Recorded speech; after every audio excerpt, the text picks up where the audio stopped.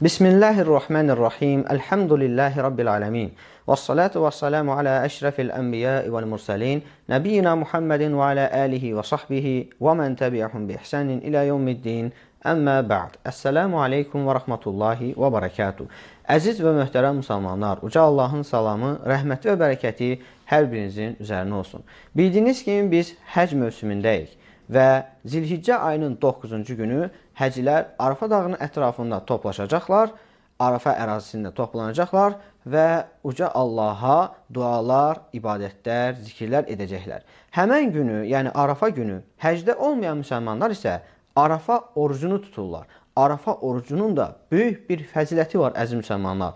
Peyğəmbər sallallahu aleyhi və səlləmdən Arafa orucu haqqında soruşduqda Peyğəmbər sallallahu aleyhi və səlləm buyurur ki, o bir il keçmiş, bir il isə gələcək günahlara kəffarədir. Düşünün, əziz müsəlmanlar, bir gün oruc 2 ilin günahlarına kəffarədir. Burada bir şey diqqətə almaq lazımdır ki, burada günahlar dedikdə kiçik günahlar nəzərdə tutulur, böyük günahlara isə xüsusi tövbə lazımdır. Həmçinin Arafa günün fəzilətlərindən biri də odur ki, əziz müsəlmanlar, Peyğəmbər sallallahu aleyhi ve sellem buyurur ki, Arafa günü Uca Allah qulları cəhənnəmdən ən çox azad etdiyi gündür.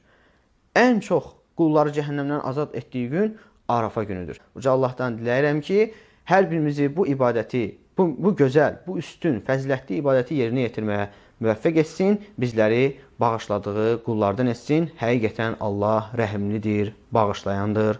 Allah subhanahu wa ta'ala bizləri də günahlarımızı bağışlasın. Və subhanəkə Allahumma və bihəmdik və əşhədu ən la iləhə illə ənt və əstəğfiruka və ətubu ileyk.